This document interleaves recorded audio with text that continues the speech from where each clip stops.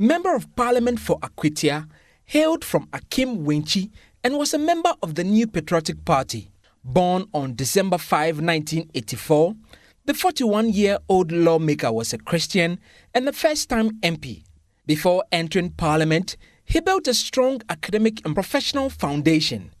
He held a BSc in Ports and Shipping Administration from the Regional Maritime University, an MBA in Corporate Governance from the University of Professional Studies, an LLB in Law from Mount Crest University College, and an MSc in Defense and International Politics from the Ghana Armed Forces Command and Staff College. Professionally, he served as Senior Manager for Securities, Admin, and FRS at the American Tower Corporation. Kumi entered Parliament in 2025, winning one of the most hotly contested and politically charged seats, Akwatia. The Akwatia constituency became a flashpoint during the 2024 elections. Ballot collation was disrupted amid chaos, forcing officials to move the process from the eastern region to Accra. We know that we have won the elections. We are confident we have won the elections. And so any attempt to rig the elections will be resisted. The NDC subsequently filed a legal challenge leading to a Koforidua High Court injunction that barred Kumi from holding himself out as MP. Despite the injunction, Kumi appeared in Parliament and took the oath on January 7, triggering contempt proceedings and a bench warrant for his arrest. So the court at this point has found him guilty. That's the meaning of the conviction. When the court says that you are convicted, it means that you are guilty of the offense. However, on June 11, 2025, the Supreme Court quashed the contempt charge and restrained the High Court judge from proceeding with sentencing. We are remembering the legislator for Akwatia constituency, Ernest Kumi, who passed away yesterday. Joining us this morning on the AM show to have a brief conversation in memory of him is Maxwell Lukuto. He's Member of Parliament for South Tong, and Nane J. Bafwewa is Member of Parliament for Mencia South. From the NDC and the NPP side, like we've been saying since the news broke out, this is not just a loss to the New Patriotic Party, but to Ghana as a whole. Gentlemen, welcome to Remembering Ernest Kumi on the AM show. Thank you very much on a very sad occasion. And I think that's Nana Ije Bafwewa, right? Yes, you are joining us on Zoom. Nana, I mean, you share so many commonalities with the just past Member of Parliament. You're both first-timers, you're both lawyers, of course, you're both members of the NPP. What is your fondest memory of Ernest Kumi? Do share. This is very sad, and I want to firstly express my condolences to the bereaved family. He became a gift to the New Patriotic Party, particularly to those of us in Parliament, given our numbers. He's part of the, if you like, the mighty 88. And he's one of the reasons why we became mighty, because he brought exceptional gift, full of promise, resilient, and very strong-minded. His very strong mind, he brought them to bear. And, a team player, good interpersonal skills, very affable. And, so basically he is part of the reason why Ghanaians have come to acknowledge that our numbers, even though small, we are mighty. And it's so sad that he's had to leave us just 6 months. Very, very sad. Yesterday, the news came to us when we were in Honorable Kojo Krome's constituency to join a friend who was being installed as the Chafohene of the Echreso traditional area. When in the course of it, the news came to us, we're all hoping that it was not true. In fact, this morning when I woke up, I was hoping that somebody would tell me that it was a dream I was having. We have been left very devastated, very, very devastated. As I speak to you, I can imagine him sitting in his seat in Parliament on a good day, normally in his white long shirt. If it's not his white long shirt, he will be in his blue double-breasted suit.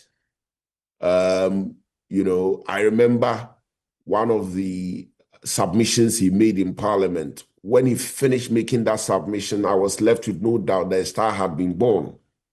I was looking forward to a great... What was that submission on? I mean, we are remembering him, so it was a submission on equity and fairness. They need to treat people right. They need to treat people, you know, equally and respect people irrespective of what we think of them. They need not to, you know, intimidate people when you are in government using your numbers and all that. You know, basically, he was advocating for social justice. I remember very well.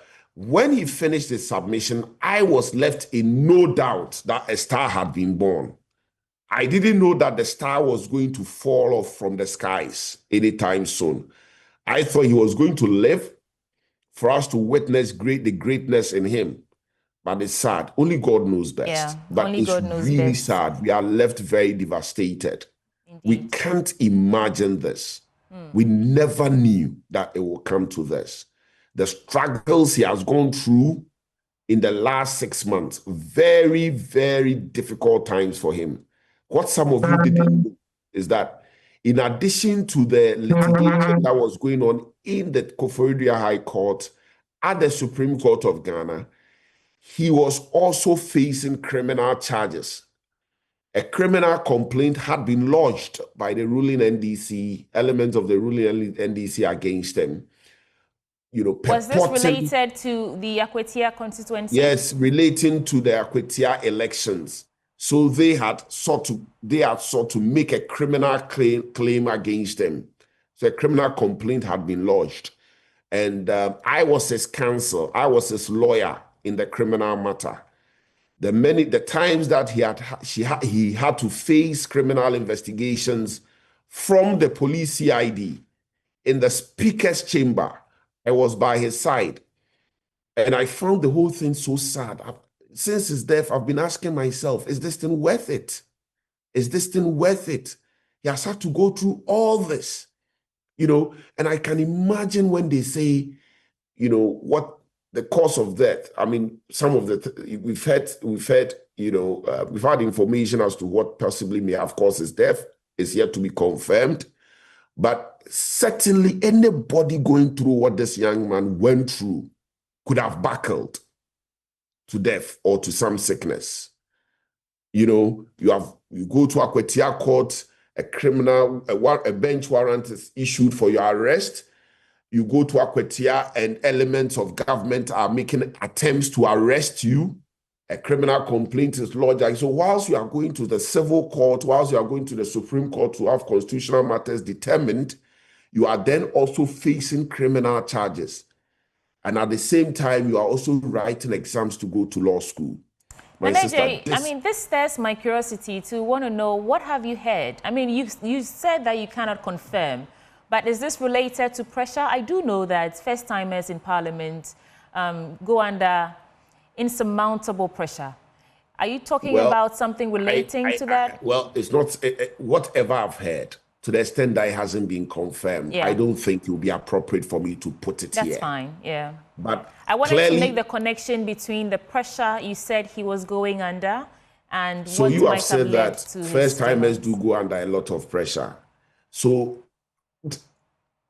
all the other pressures he was going through to the general pressure which first-timers do go through. He was fighting for his seat in court in Koforidua. He had a judge issued an arrest warrant for him, right? In addition to that, he was fighting to set aside the arrest warrant at the Supreme Court. All right, so Nanaje, whilst fighting that, yeah, he was also having to go through criminal proceedings, criminal investigations. I mean, think about it. The young man has really gone through a lot in the last 6 months. All right, so I'm saying let's hold on. I can say this because I was by his side as his lawyer, and it's so sad, very devastating. All right. Don't go away, please. I want to engage Maxwell Lukuto now. He's Member of Parliament for South Tongu. And Maxwell, thank you for joining us as well. I know that you were on the same committee, the Lands and Natural Resources Committee of Parliament with the late Ernest Kumi, rather. What can you tell us about his personality and the way he conducted himself as a first-timer and a member of that all-important committee in Parliament? Yeah, good morning. And let me first of all say my condolences to all of us, especially the people of Akwatia. Like you said, Ernest is a first-timer like me and Anaji. We are the backbenchers and from the opposite sides. Be as is me, we are parliamentarians, and beyond the politics that we exhibit on the floor, when we get to the coffee shop, when we get to our committee meetings, we are saying we get to orientations and other places. We are same people and we discuss issues of interest. Ernest, as I've come to know him, is anytime you see him, usually is in long white shirt, like alluded to by Nanaji, and sitting at the back quietly, watching and not talking much. On a few occasions, we make gestures at each other from the opposite end. Sometimes when I try to interject, he will say, "Hey, Max, why?" So we from both ends try to interject each other, and it's a normal thing. When we get to the coffee shop, we sit at the same couch, buy food, eat together, and then get back to chamber. The last time, that was the last weekend, we were at a Duke room, that's Safari Valley, for our retreat as Lands and Natural Resources Committee members. So we were there on the Friday and came back on Monday. So it was a whole weekend stayed together. Ernest, like Naneje said, is a calm person. He doesn't talk much. And so when the issues of the court, the election petition were hanging over his head and neck, you realize that his disposition, even though calm, you feel it.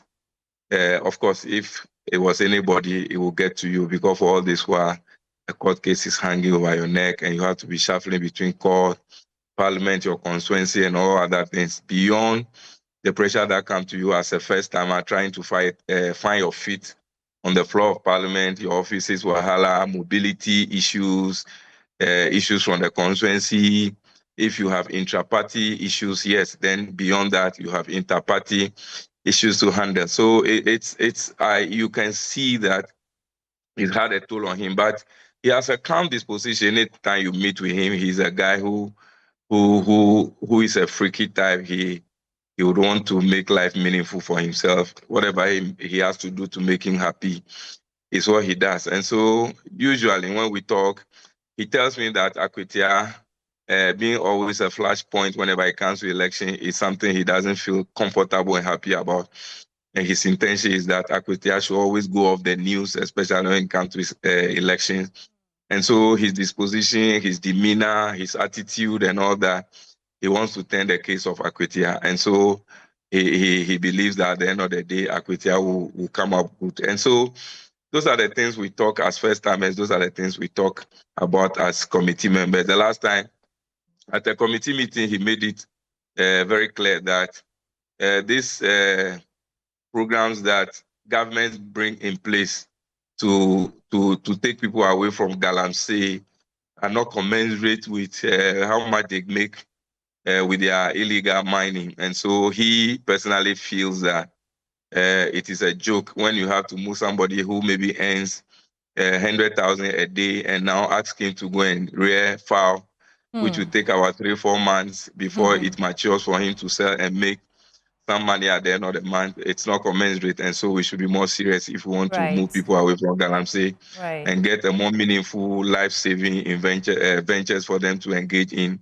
and ensure that they move on properly with their life, rather than those other things we throw at them. So he's a calm person. Yes, we are from the other sides of the political divide, but like I said, we are still friends, we are colleagues, and then we sit at the table. The last time we were at the conference, we sat at the same table, ate together with other people, and the conversation and other things went on. And so it's a great loss for us as first-timers and also for Parliament. Okay, so gentlemen, I'll come back to you and we can discuss the impact of his death on parliamentary work and even on the political divide, like you said, in the camp of the NPP and in the NDC. But I want to take you live to his hometown now, Akim Wenchi. We have our correspondent from a sister station, Adom Kwesi Azor, is standing by. We want to gauge the mood and how residents in that area are mourning Ernest Kumi. So, Kwesi Azor, thank you for joining us. What can you report in terms of how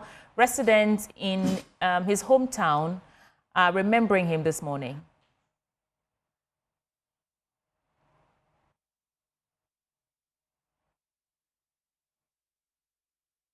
Well, like I mentioned, we are in his hometown live this morning, Akim Wenchi, and Kwesi Azor is standing by. We want to bring you live visuals, sounds and sights from Wenchi and understand how his people are also remembering him this morning. So, Kwesi Azor, if you can hear me, how's the atmosphere this morning?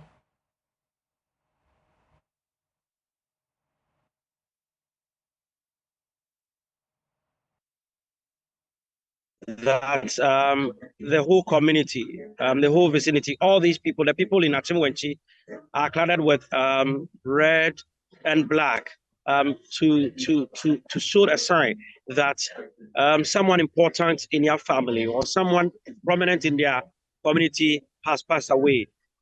We were told yesterday that the mother, after hearing the news, she collapsed. She was sent to the hospital. Next morning, the woman is very fine. She's okay. She's at the residence here. I've also spoken with the woman, and she's also kind. She's cool there. Currently, we are here with a family. They told us that they have sent some of the family members to Accra to, get to the wife and spoke with them. They are not back yet, so they can't even tell us when they will be having the 1 week ceremony of our brother. But the family is here, receiving mourners, and they are all here. With your engagements, I'm sure you have engaged some of the family members and the residents themselves. What do they say about him in terms of the kind of person he was to them? According to them, they say Ernest is a very kind person.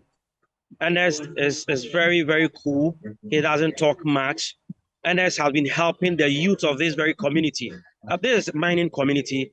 They've been mining. A lot of them don't school. Ernest has been encouraging them, paying some of them their school fees to help them, continue their education to tertiary, have their certificate, get them or secure them a job. Through his intention, a lot of them have been entering to trading, entrepreneurship, hairdressing, and so on and so forth, buying sewing machine for them. They have been saying Ernest is a very kind person. In fact, the community says they have lost a very prominent person, a leader and a philanthropist that they can't even forget about this. They are mourning Ernest Kumi in his hometown at Chimwenchi. Yeah.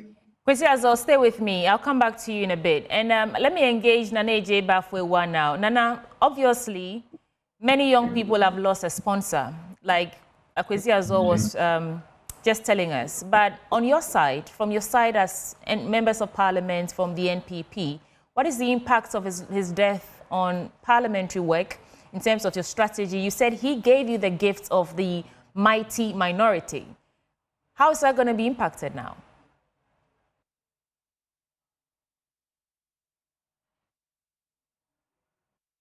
I think you're muted.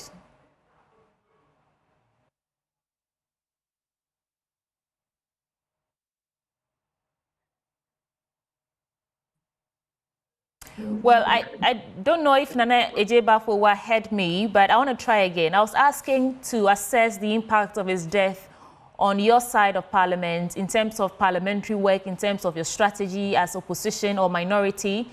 Let us understand how this is going to impact your work now in parliament. And please unmute because we couldn't hear you the first time.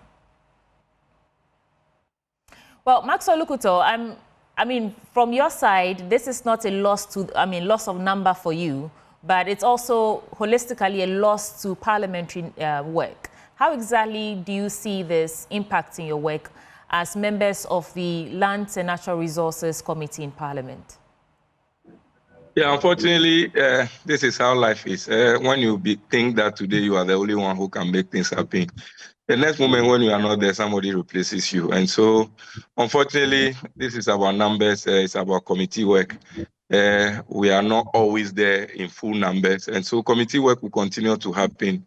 And I'm sure that the rules of engagement of the House require that after 7 days, the Clerk of Parliament has to notify the EC, and then other procedures are put into place to ensure that there's a by-election to quickly replace him.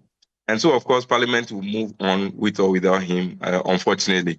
That is how it is. That's why, as people, we need to take care of ourselves. We need to take care of our health. We need to understand that we are replaceable. When you are not there, somebody else will take over from you and run the race of life. I'm sure he's done his bit. This is the end of the route for him. Parliament will continue regardless. Somebody would have to be brought in to replace him. We'll miss him dearly, and the little touch he's had on his constituents and the number of people he's touched lives, whose life he's touched, are going to miss him dearly. And even on the floor of Parliament, yesterday was gloom and a lot of grief, both from both sides of the aisle. We were all in shock, we were all in grief, especially knowing that he's not been sick, for us to know that, oh, he's been battling with any kind of illness or anything. All of a sudden, heart attack, and he's gone and all that. So it comes back to all of us to say, hey, so you cannot go in the same manner and fashion. So it will put you into thinking. It's really changed my mood since yesterday. I was driving to Parliament when I had a call. And because we belong to the same committee, the person wanted to confirm for me whether I heard something. I checked news portals and it was all over. I got to Parliament and it was true. And the announcement was made. And so Parliament had to suspend or had to adjourn yesterday, even though we had a lot of business to do. We had to adjourn till today, 2 o'clock. And so we're going back and continue with the business and pray that the most appropriate time I will go and bid him befitting farewell, and then we'll continue from there, unfortunately. So we wait for the 7 days to elapse, and then the replacements or the search for replacements will begin. I think I have Naneje Bafwe back online with me. And Naneje, I mean, we've listened to exactly. the end. Right, so you heard my question. I want to understand how you assess the impact of the death of Ernest Kumi on your side of the House. Also, because you said that he gave you that gift of the mighty minority. How's that impacted now? I said he was a gift to us, and he contributed. Okay. He contributed to the reason why we are called the mighty minority. Right. So, to that extent, in answer to your question, I would say immeasurable. The impact is immeasurable. There's no way we can assess it. There's no way we can quantify it. It's a devastating one. And you would agree with me that even if, by the grace of God, somebody comes to replace him, what he gave us, that person would not be able to give us. We are never going to have another Ernest Kumi. So let's talk about that. What legacy do you think he leaves behind? What legacy do you think is so irreplaceable that we could get another person to step in his shoes, but it would just not be the same as Ernest Kumi? What legacy are we talking about here?